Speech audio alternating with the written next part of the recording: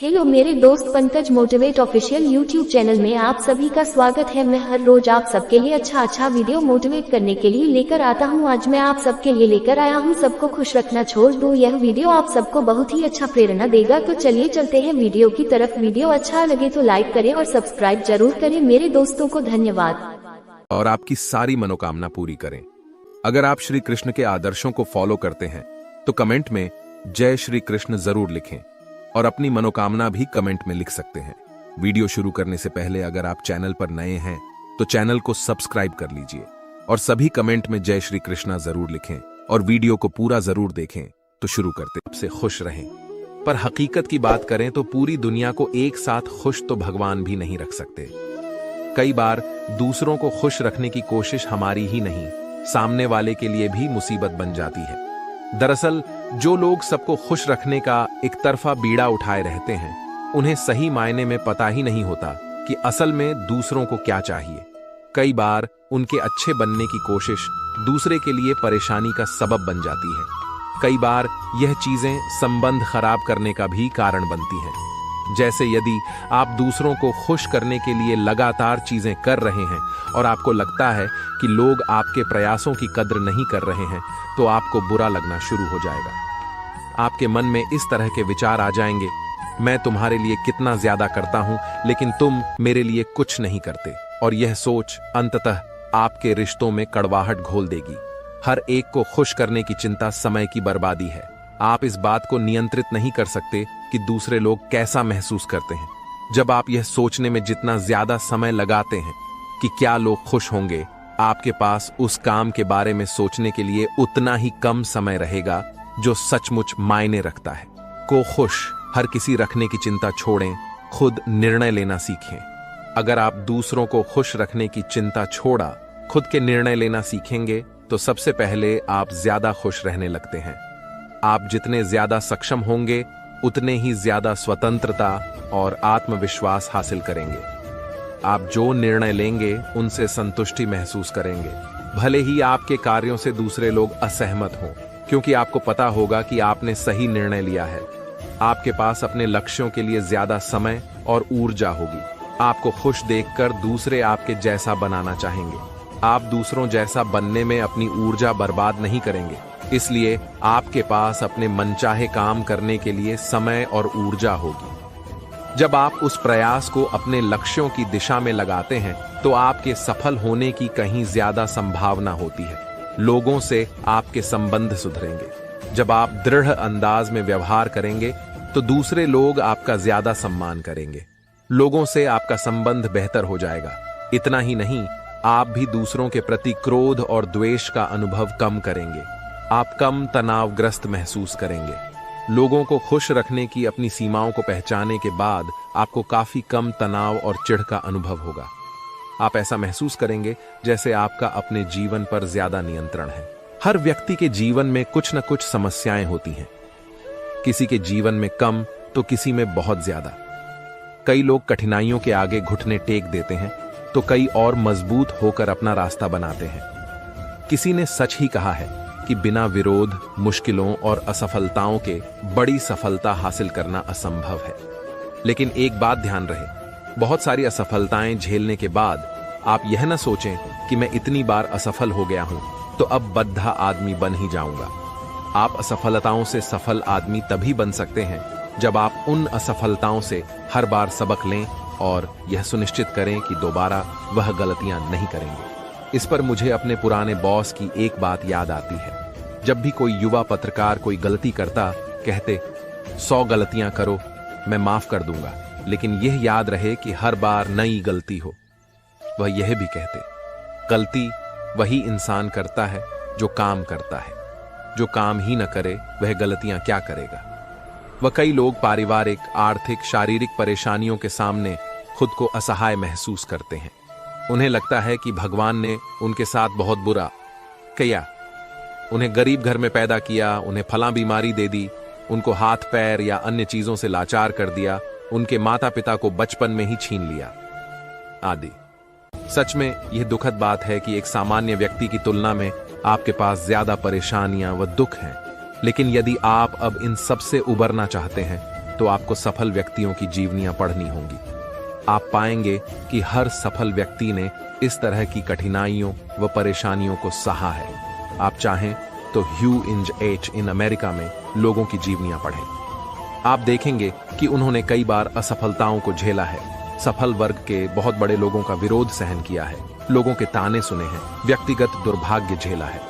आपको उनसे प्रेरणा मिलेगी। अंत में, जिन्होंने भी रॉक स्टार फिल्म देखी है, वे जानते हैं कि सफल होने के लिए जिंदगी में दर्द का होना कितना जरूरी है। दुख, दर्द, तकलीफ, यही तो है सफलता की नींव। बात पते की परेशानियों, गलतियों, असफलताओं से घबराएं नहीं, उनसे सबक लें और आगे बारह जाएं। ये सारी चीजें ही तो आपको मजबूत बनाती हैं। अपनी किस्मत को कोसना छोड़ें। आप असफल इसलिए नहीं हैं कि आप गरीब हैं या आपने कमी है। आप असफल हैं क्योंकि आपने घुटने टेक दिए। कई बार हम क्रिकेट मैच में देखते हैं कि अंतिम गेंद पर बल्लेबाज को जीत के लिए केवल 4 रन बनाने होते हैं। वह एक सुपर चौका मारता है, गेंद बाउंड्री के पार चली जाती है और हम मैच जीत जाते हैं। यहां सवाल उठता है कि क्या जीतने का श्रेय सिर्फ उस अंतिम गेंद, अंतिम बल्लेबाजी और अंतिम चौके को ही दिया जाए? नहीं, दरअसल इस जीत में हर गेंद, हर रन का महत्व होता है। अगर वह बल्लेबाज हर गेंद पर थोड़े थोड़े रन नहीं बनाता तो वह उस मुकाम तक नहीं पहुंच पाता जिसमें उसे एक गेंद पर केवल 4 रन बनाने थे। तब यह मैच जीता ही नहीं जा सकता था। अगर वह किसी गेंद पर भी गलती कर जाता तो वह जीत तक नहीं पहुंच पाता। ठीक इसी तरह से हमारी जिंदगी भी होती है। इसमें भी हर दिन का, हर काम का, हर मिनट का और हर गलती का महत्व होता है। ऐसा नहीं हो सकता कि हर दिन आपको कोई उपलब्धि मिले, कोई लाभ मिले, लेकिन यह सच है कि हर दिन सफलता के लिए मायने रखता है। इसलिए आपको तुरंत दिखने वाले लाभ की चिंता किए बगैर हर मिनट, हर घंटे, हर दिन बेहतर काम करने का प्रयास करना चाहिए। यह भी देखें कि कोई गलती न हो। विद्यार्थी की हर रोज की मेहनत, हर रोज की कुछ घंटे की पढ़ाई उसे आने वाले दिन में अच्छा करियर देती है, उसे अच्छा रिजल्ट देती है। वह परीक्षा के अंतिम दिन पढ़ाई कर 90% नहीं ला सकता। इसके लिए उसे हर दिन थोड़ा थोड़ा पढ़ना होगा। एक कर्मचारी की हर दिन की मेहनत उसे आने वाले दिन में प्रमोशन देती है। ऐसा नहीं हो सकता कि आप साल भर काम न करें और मार्च अप्रैल में काम कर अच्छा प्रमोशन पा लें। इसलिए दोस्तों, आप रोज सुबह उठकर खुद को याद दिलाएं कि आज का दिन मेरी बाकी बची हुई जिंदगी का पहला दिन है। आप सोचें कि मैं इस दिन क्या नया और अच्छा कर सकता हूं जो मुझे भविष्य में कोई बड़ी उपलब्धि दिलाए। याद रहे, छोटे छोटे कदम उठाएं, रोज कुछ नया सीखें, कुछ नया पढ़ें, कुछ नया काम करें। रोज की गई यह थोड़ी थोड़ी मेहनत, छोटी छोटी बातें ही आपको बड़ा फल देंगी। बात पते की किसी भी दिन को यूं ही न निकल जाने दें। यह न सोचें कि आज आपका काम करने का मूड नहीं है, क्योंकि हर दिन बहुत कीमती होता है। हर दिन अपने लक्ष्य से जुड़ा एक एक काम करें। इस तरह आप अपने लक्ष्य की तरफ धीरे धीरे बढ़ेंगे और एक दिन आप उस तक पहुंच जाएंगे। जीवन में कुछ बेहतर करना चाहते हैं या अपने लक्ष्य तक पहुंचना चाहते हैं तो आपको अपने समय के उपयोग को लेकर अधिक सचेत और सावधान रहना होगा। साथ ही यह भी ध्यान रखना होगा कि आप अपने समय को किस प्रकार व्यतीत करते हैं। गौर करें कि कहीं आपका पूरा दिन फिजूल के कार्यों में ही तो नहीं निकल जाता। अगर ऐसा है तो आपको इस पर काफी ध्यान देने की जरूरत है, क्योंकि इससे आप अपने लक्ष्य से पीछे रह जाएंगे।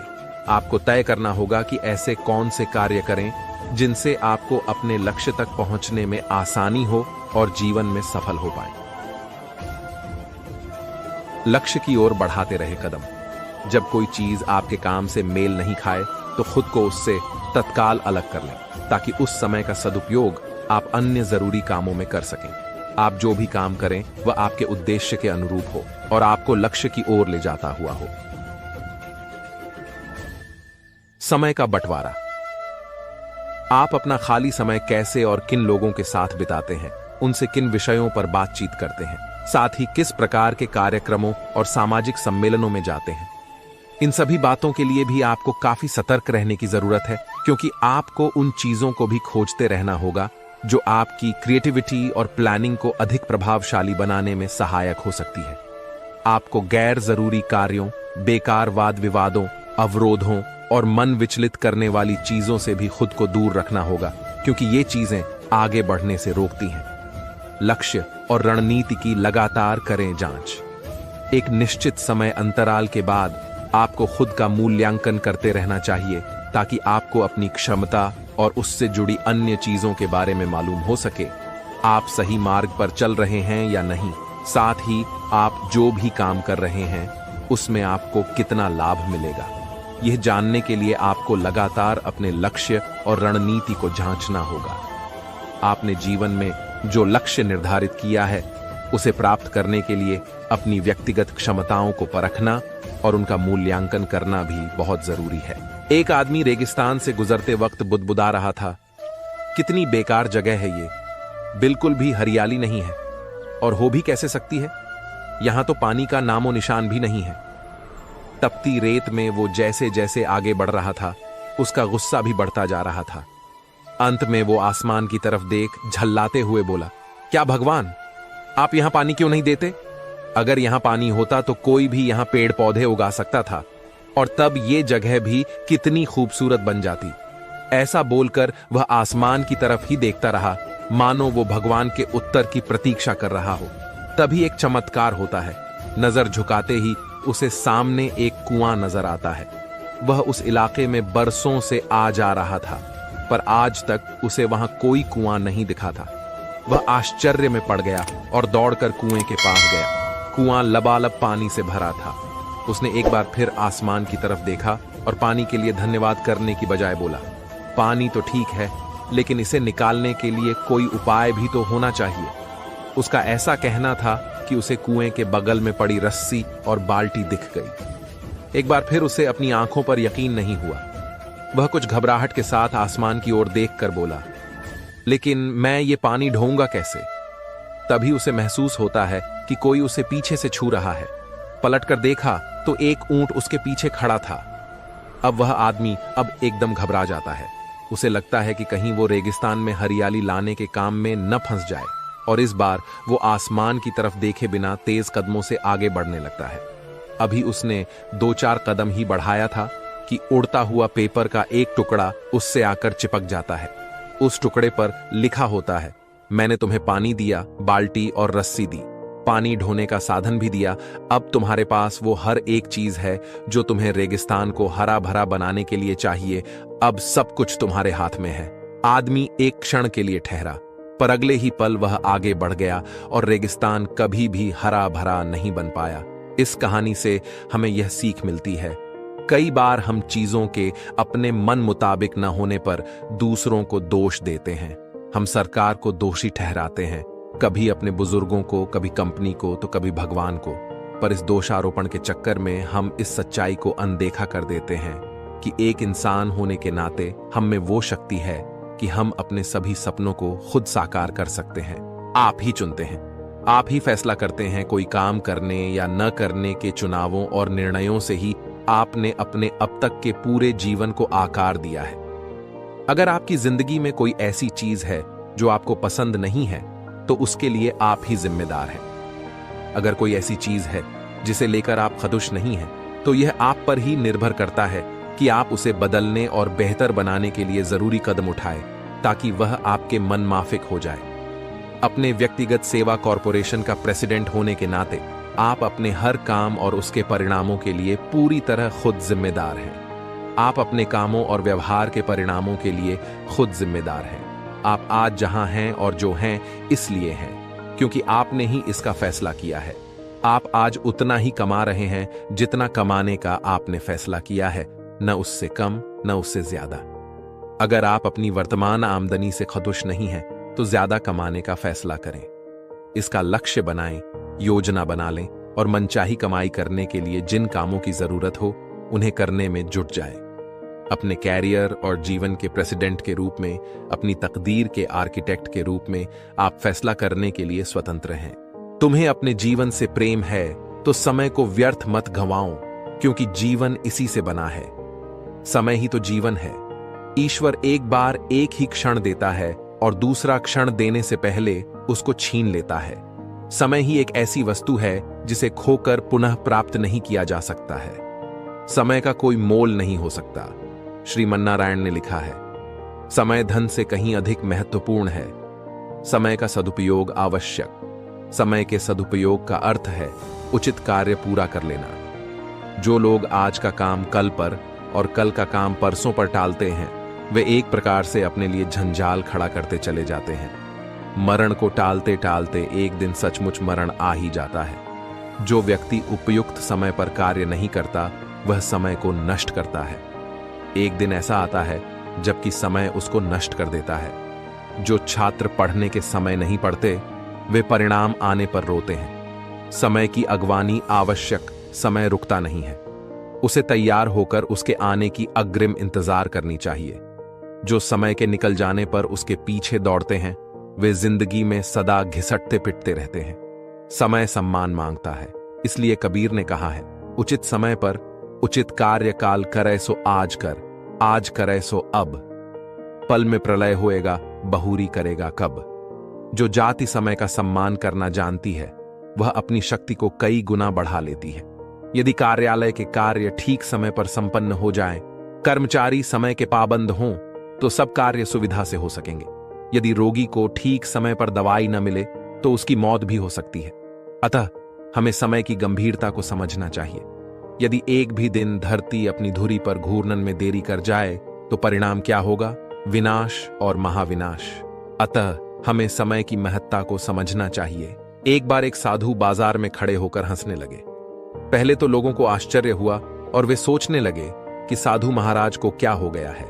लेकिन कुछ ही पलों के बाद वे सभी उनके साथ हंसने लगे। जब हंसी का वेग कुछ थमा, तो लोगों ने साधु से पूछा, क्या आपको कोई उपदेश या संदेश देना है? इस पर साधु महाराज का उत्तर था, यदि तुम लोग हंसना सीख लो तो कुछ और कहने की जरूरत ही नहीं रह जाएगी। मेरा एक ही धर्मोपदेश है, हंसी। हंसी आंतरिक उल्लास, आनंद और सुखद अनुभूतियों की अभिव्यक्ति का माध्यम है। इसके समान यही है और कुछ नहीं है। हंसी और हंसी की तरफ ले जाती है। अगर किसी समूह में कोई ठहाके लगाकर हंसने लगे, तो दूसरे लोग भी वैसा ही करने लगते हैं। एक दूसरे की हंसी से सभी की हंसी बढ़ती ही जाती है और लोग हंसते हंसते लोटपोट हो जाते हैं। हंसना बड़ी महत्वपूर्ण और मूल्यवान क्रिया है। जो व्यक्ति अपनी परेशानियों और चिंताओं को हंसकर उड़ा देना सीख लेता है, उसे प्रतिकूल परिस्थितियां कभी पराजित नहीं कर पाती। वह अविजित रहता है। हंसी का टॉनिक स्वास्थ्य के लिए सबसे उत्तम है। प्रसिद्ध लेखक स्वेट मार्डन के अनुसार, जिस दिन तुमको हंसी ना आए, समझिए वह दिन व्यर्थ रहा। स्वयं हंसना और दूसरों को हंसाना एक विलक्षण गुण ही नहीं, बल्कि एक महान कला भी है। कुछ मनीषियों का मानना है कि अहंकार को और कुछ भी वैसे नहीं मिटाता जैसे हंसी मिटाती है। अनुसंधानों से यह प्रमाणित हो चुका है कि हंसने से शरीर में ऐसे रसायन बनते हैं जिनसे रोगों के उपचार में आसानी होती है और शरीर की रोग प्रतिरोधक क्षमता बढ़ जाती है। वस्तुतः भरपूर हंसी शरीर की आंतरिक जॉगिंग, एक प्रकार का व्यायाम है। इससे श्वास की गति और गहराई बढ़ती है। इससे हमारे सीने, पेट, चेहरे की मांसपेशियों का समन्वित तालबद्ध संचलन होता है, जिससे श्वसन तंत्र और पेट के अंगों एवं आंतों की मालिश हो जाती है।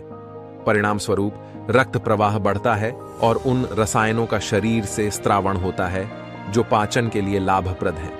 खुलकर हंसने से शारीरिक तनाव कम होता है और चित्त स्थिर तथा शांत होता है। हंसी दर्द निवारक औषधि का भी काम करती है। ड्रेस की तरह ही विचारों को भी चुनें। किसी किताब में मैंने बहुत खूबसूरत बात पढ़ी। आपको अपने विचार उसी तरह चुनने चाहिए जैसे आप हर रोज अपने कपड़े चुनते हैं। ये एक शक्ति है जो हम अपने अंदर पैदा करते हैं। जिस दिन हमने अपने दिमाग को नियंत्रण में रखना सीख लिया, उस दिन से दुनिया की कोई भी चीज हमें दुखी नहीं कर सकती। तब तक जब तक हम खुद न चाहें, यह तो सोचने वाली बात है।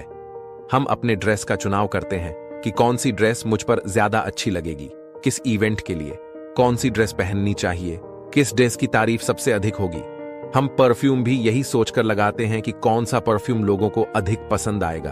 परफ्यूम ज्यादा स्ट्रांग भी ना हो और इतना कम भी ना महके कि पता ही ना चले कि मैंने कोई परफ्यूम लगाया है।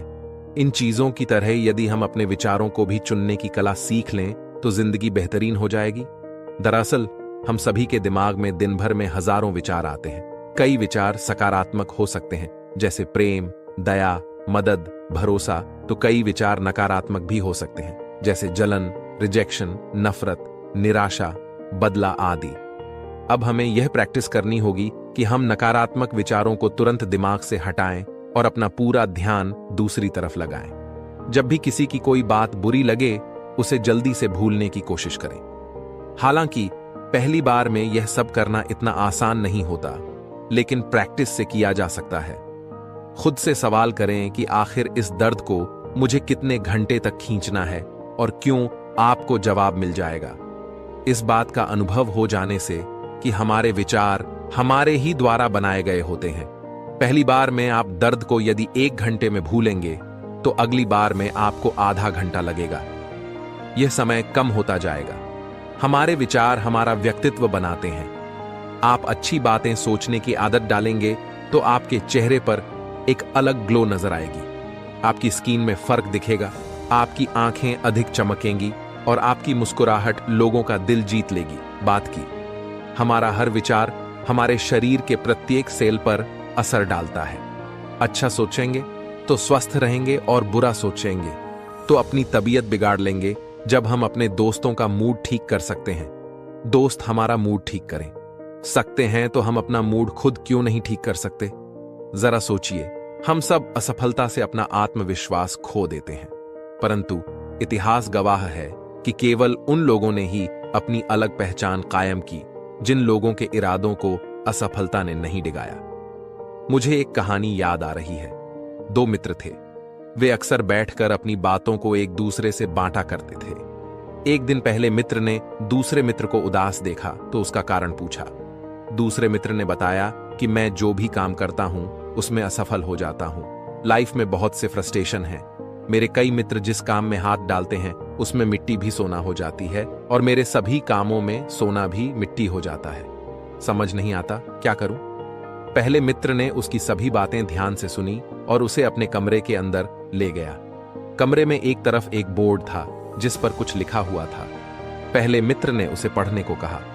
बोर्ड पर लिखे वाक्यों को पढ़ते ही उसकी आंखों में चमक आ गई और वह आत्मविश्वास से भर उठा। बोर्ड पर ऊपर में लिखा था 1, बेहद गरीबी में पैदा हुआ। 10 साल की उम्र में मुझे घर से निकाल दिया गया क्योंकि मेरे घर वाले मेरा बोझ नहीं उठा पा रहे थे। 2, 21 की उम्र में एक बिजनेस किया जो बुरी तरह फ्लॉप रहा। 3, मेरे ऊपर कर्ज का बोझ आ गया जिसे चुकता करने में मुझे 17 साल लगे।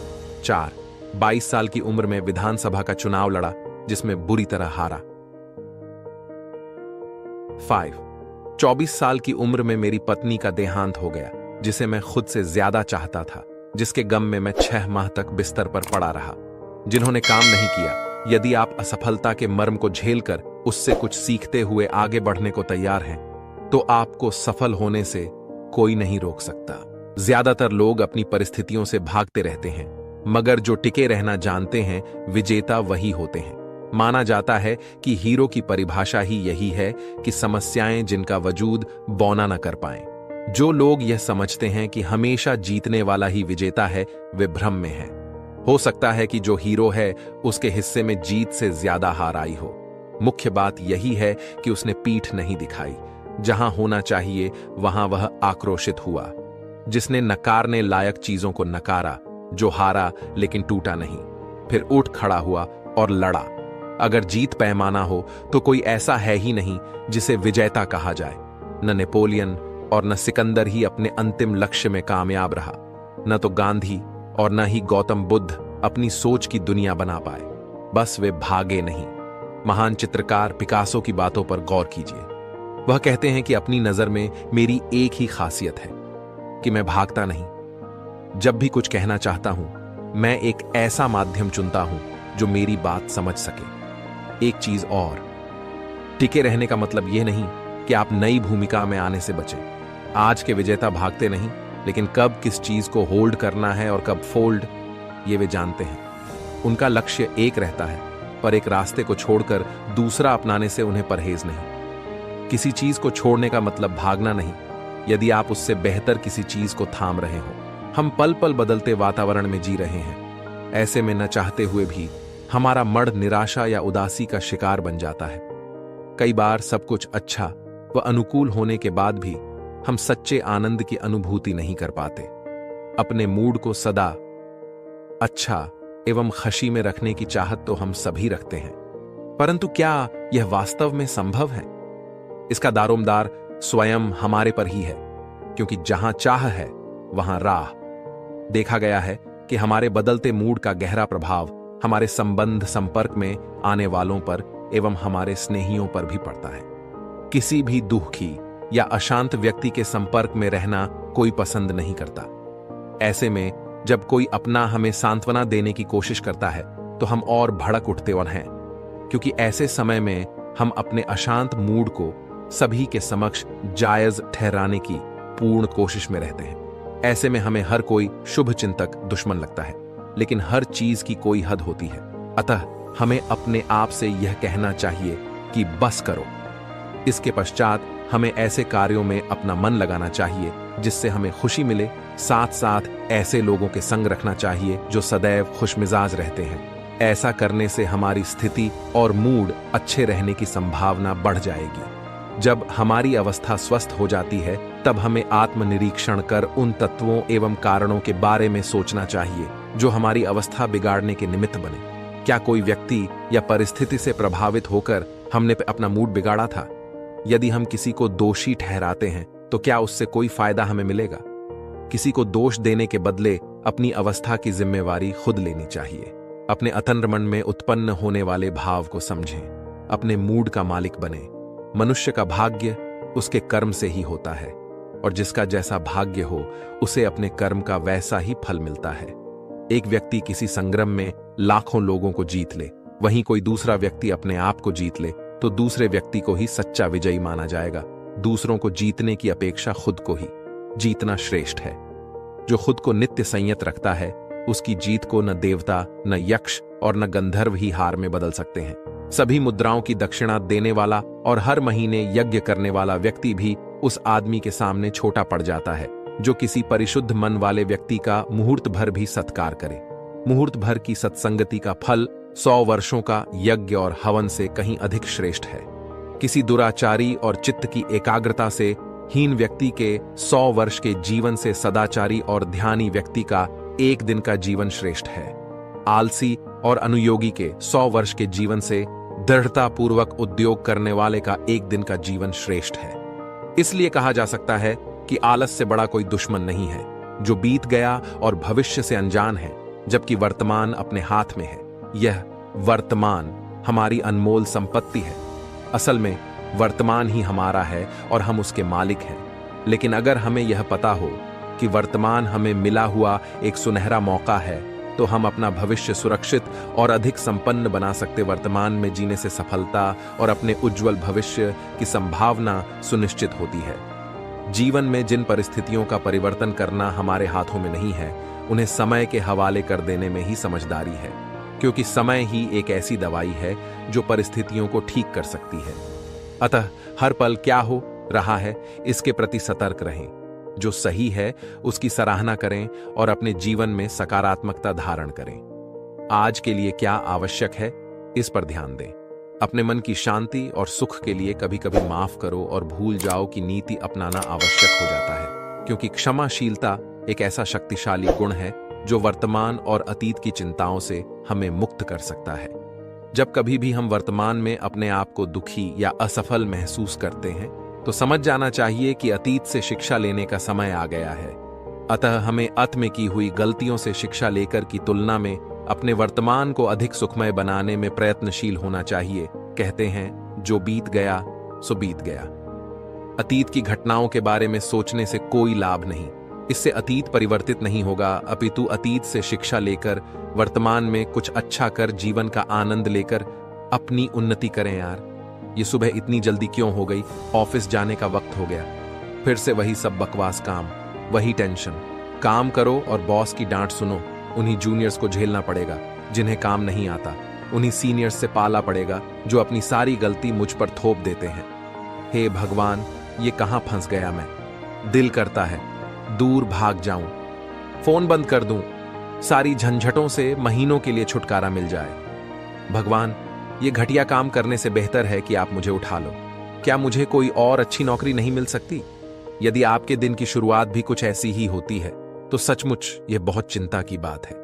इस तरह आप खुद को तकलीफ भी पहुंचा रहे हैं और तरक्की पर ब्रेक भी लगा रहे हैं। यदि आप इसी तरह हर काम रोते हुए, चिढ़चिढ़ाते हुए, लोगों और अपनी किस्मत को कोसते हुए करेंगे तो निश्चित तौर पर परेशानियों की खाई में गिर जाएंगे। आपको दिन के 24 घंटे 24 सदियों जैसे लगेंगे। एक दस्तखत करने का काम भी पहाड़ जैसा लगेगा। अपने आसपास रहने वाले हर इंसान से नफरत होने लगेगी। हो सकता है कि लंबे समय तक इसी तरह परेशान रहने से आपको कोई बीमारी हो जाए। अगर आप चाहते हैं कि ऐसा कुछ न हो और प्रमोशन पर प्रमोशन मिलता रहे, दिन खुशी खुशी बीते, सभी आपसे प्यार और सम्मान से बात करें, तो आपको अपना नजरिया बदलना होगा।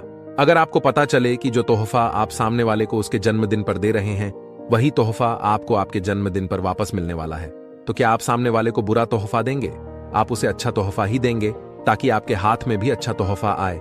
हमारा जीवन भी कुछ ऐसा ही है। हम जो कर्म करते हैं वही हमारे पास लौट कर आते हैं। इस बात को आप जितना जल्दी जान लें बेहतर होगा।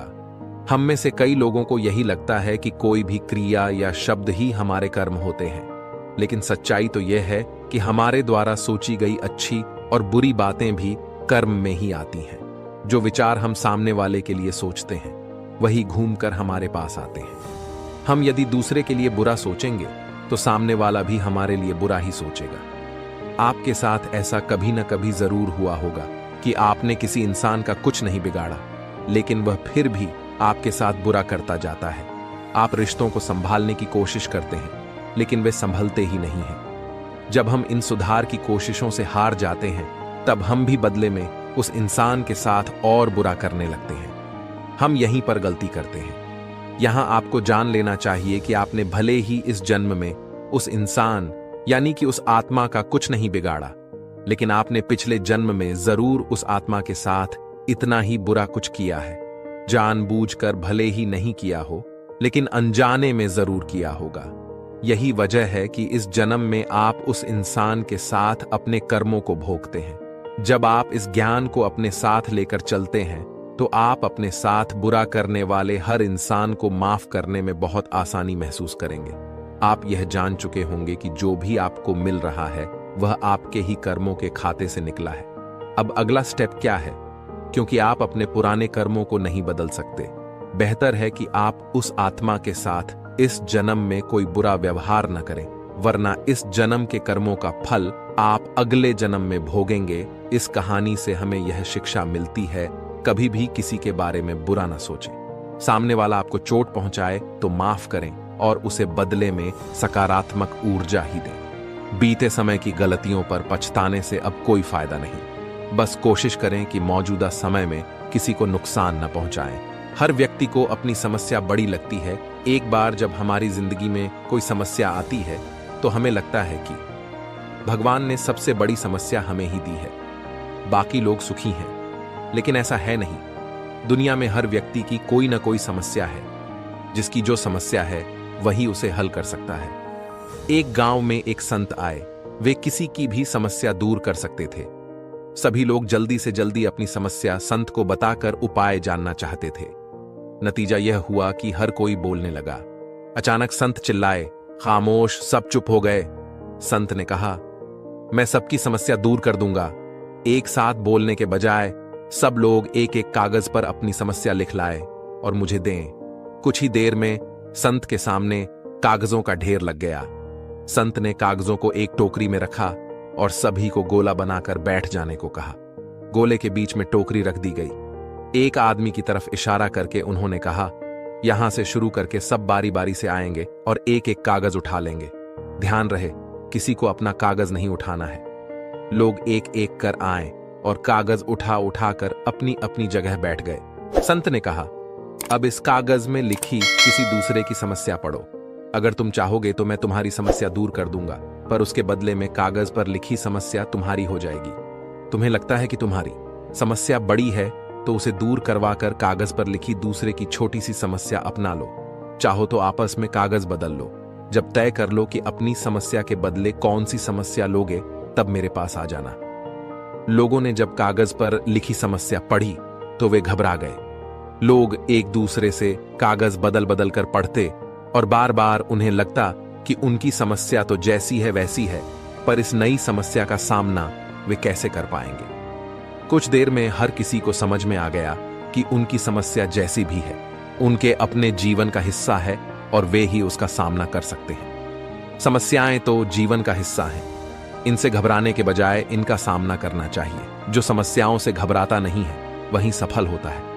सुख हो या दुख, आपको जो मिला है उसी में खुश रहना सीखें, क्योंकि दुनिया में हमारे दुख से भी बड़े कई दुख हैं जो हम नहीं अपनाना चाहेंगे। जीवन में उठो और आगे बढ़ो का मंत्र अपनाते चलें। काम नहीं करने से हमेशा बेहतर है काम करना। शोध बताते हैं कि काम करने से दिमाग स्वस्थ और सक्रिय रहता है। काम आपको लोगों से मिलने जुलने का मौका देता है, हर दिन नई चुनौती का सामना करने का अवसर देता है। काम नहीं करने से हमेशा बेहतर है काम करना। सफल है वो उठो और आगे बढ़ो का रवैया अपनाते चलते हैं। निर्णय लेने से पहले नतीजों पर गौर कर लें। अक्सर हम निर्णय तो ले लेते हैं लेकिन नतीजों से परेशान होते हैं, इसलिए कोई निर्णय लेने से पहले जरूरी है आप नतीजों पर गौर कर लें। प्लानिंग करके ही आगे आने वाली समस्याओं से लड़ने के लिए आप तैयार हो सकते हैं। समस्याएं तो आती रहेंगी, पर खुद पर भरोसा होना बहुत जरूरी है। लोग अपेक्षाओं के आधार पर ही एक दूसरे का मूल्यांकन करते हैं। अगर उन्हें ऐसा लगता है कि उनकी मूलभूत अपेक्षाओं की उपेक्षा हो रही है तो विश्वास कम हो जाता है। अपेक्षाओं को स्पष्ट करने के लिए हिम्मत चाहिए, फिर उन्हें पूरा करने के लिए मिलकर काम किया जा सकता है। आत्म अनुशासन की अहमियत को समझिए। जो लोग जीवन में अपने मन की पसंद और सुविधा के अनुसार चलते हैं वो कभी कुछ हासिल नहीं कर पाते। यहीं आत्म अनुशासन की अहमियत समझ में आती है। एक बार तय कर लिया कि आज ये काम करना है तो फिर कर ही डालना चाहिए। काम को टालने से बचना बहुत जरूरी है। दूसरों से अपनी तुलना न करना। एक ब्राह्मण पंडित अक्सर यात्रा पर रहते थे और उनका नियम था कि वे ऐसे ही लोगों के घर आश्रय लेते थे जिनका विचार व्यवहार अच्छा हो और घर पवित्र हो। इस बार उन्होंने वृंदावन जाने का सोचा, लेकिन पहुंचने से पहले ही जब वो कुछ मील की दूरी पर थे तब रात हो चुकी थी।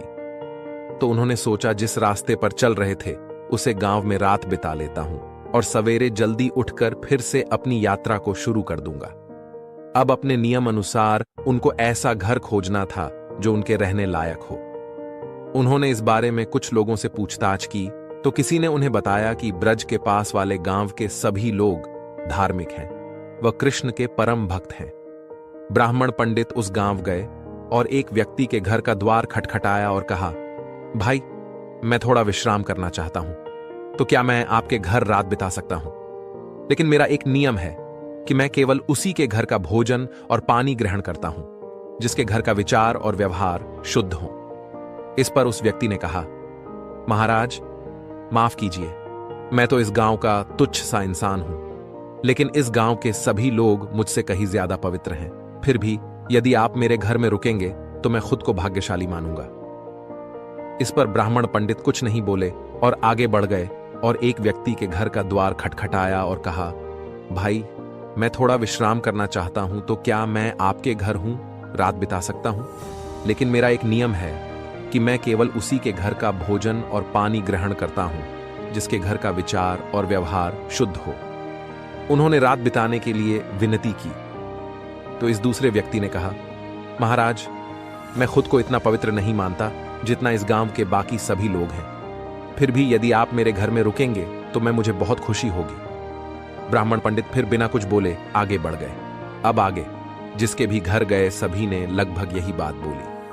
अब ब्राह्मण पंडित को अपनी खुद ही सोच पर लज्जा महसूस होने लगी कि वो एक ब्राह्मण पंडित होकर दूसरों को छोटा समझने की इतनी छोटी सोच रखते हैं, जबकि एक आम आदमी जो गृहस्थ है वो अपने परिवार के जिम्मेदारियों को निभाते हुए भी कितना उत्तम आचरण लिए हुए है कि खुद को गांव का सबसे छोटा बता रहा है और दूसरे सभी को खुद से बेहतर। अब वे सबसे पहले वाले आदमी के पास गए और उससे कहा, माफ कीजिए, मुझे लगता है इस गांव का हर एक आदमी पवित्र है, लेकिन मैं आपके घर रुकना चाहूंगा।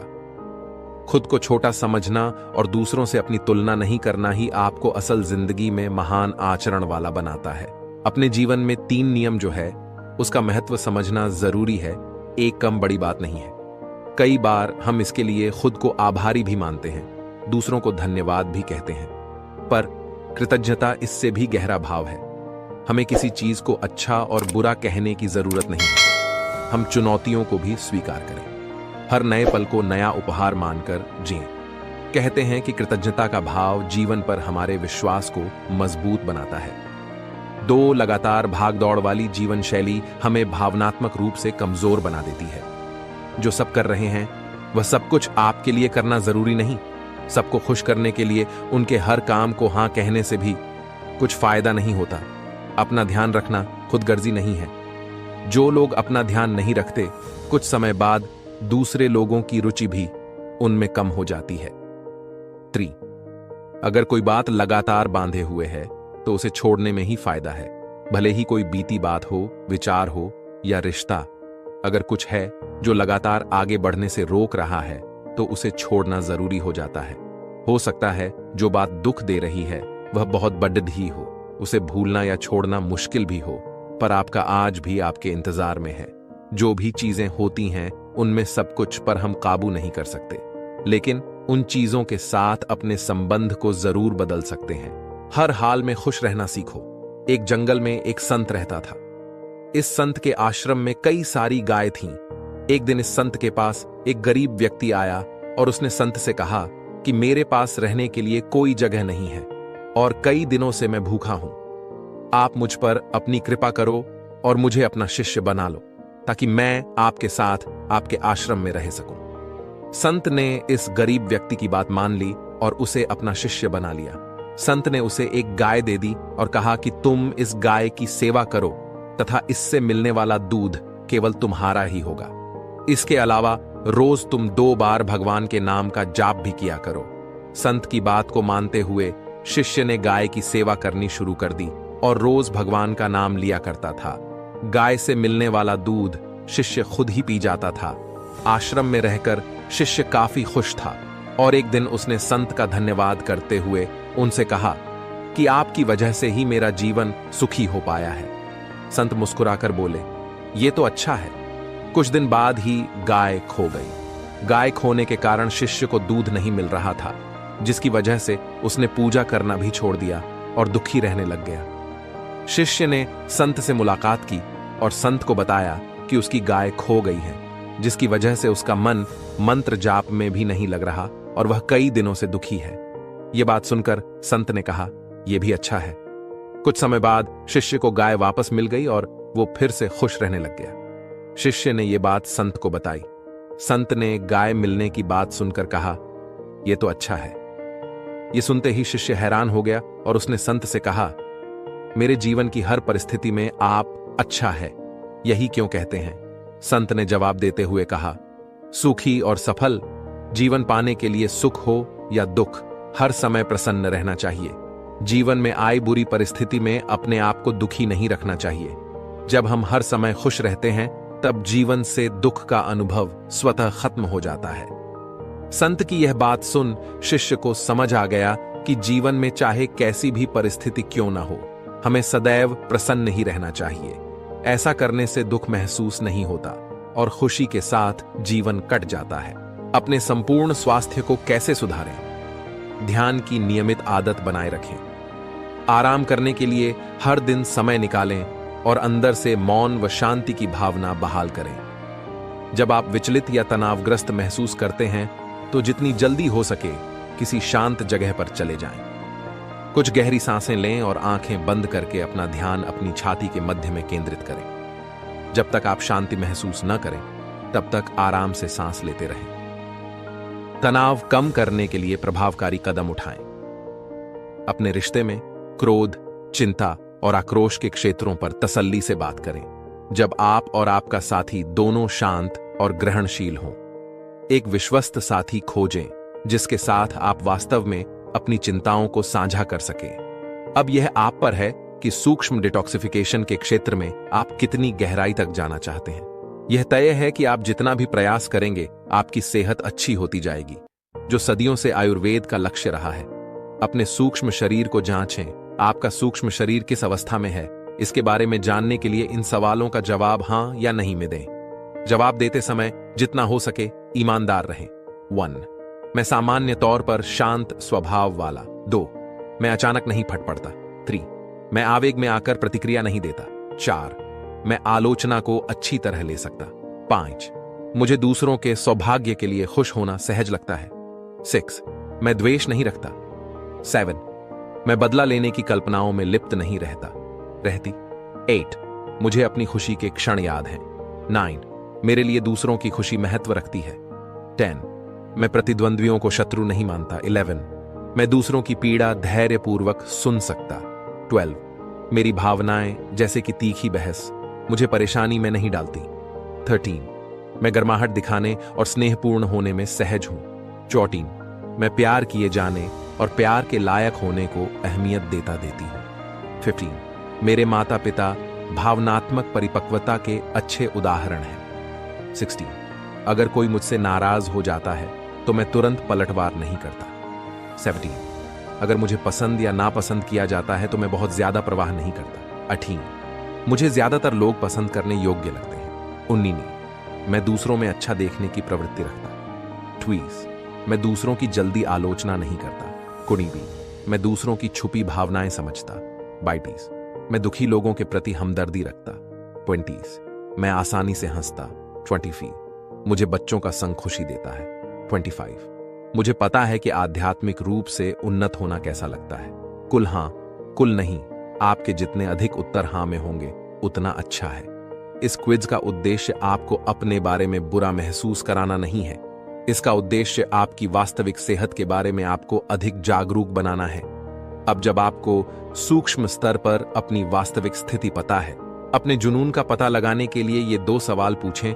जब नौकरी आपकी जरूरतें पूरी करती है तो माना जाता है कि आप खुश हैं, और ऐसी कल्पना करना भी मुश्किल होता है कि आज नौकरी को अलविदा कहकर अपने जुनून के पीछे लग जाएंगे। 6 साल पहले मेरी जिंदगी इसी चौराहे पर खड़ी थी, जब नौकरी और अपने पैशन में से मुझे एक किसी को चुनना था, लेकिन मैंने अपना निर्णय भावावेश में आकर नहीं लिया।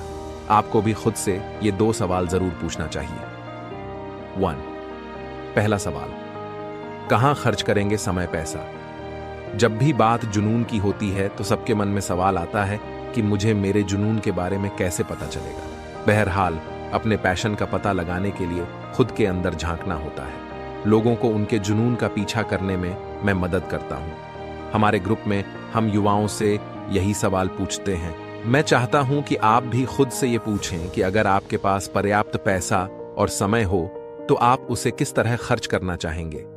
सुनने में ये साधारण सा सवाल लगता है, लेकिन अधिकांश लोग इसका जवाब देने में असहज हो जाते हैं, क्योंकि इससे पहले उन्होंने अपने बारे में भी ऐसा।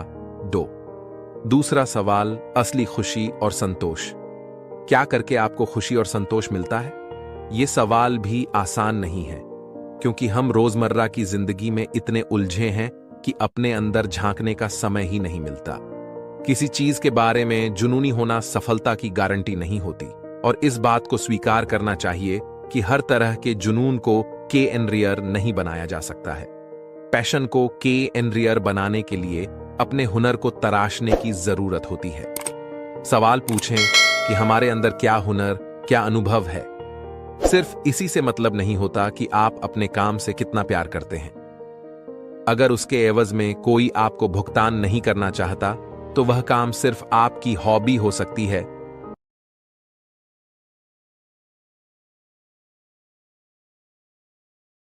सीखा है तो कृपया इस वीडियो को एक लाइक कर दें और कमेंट में जय श्री राधे कृष्णा जरूर लिखें। अगर आप इस चैनल पर नए हैं और आप ऐसी वीडियो और देखना चाहते हैं तो कृपया चैनल को सब्सक्राइब करें और नोटिफिकेशन बेल आइकॉन को ऑनल पर सेट कर लें, ताकि हमारे सभी नए वीडियो के नोटिफिकेशंस सबसे पहले आपके पास आ जाए। आपका समर्थन हमारे लिए बेहद ही महत्वपूर्ण है। श्री कृष्ण की कृपा आपके साथ सदैव बनी रहे। धन्यवाद। जय श्री कृष्णा।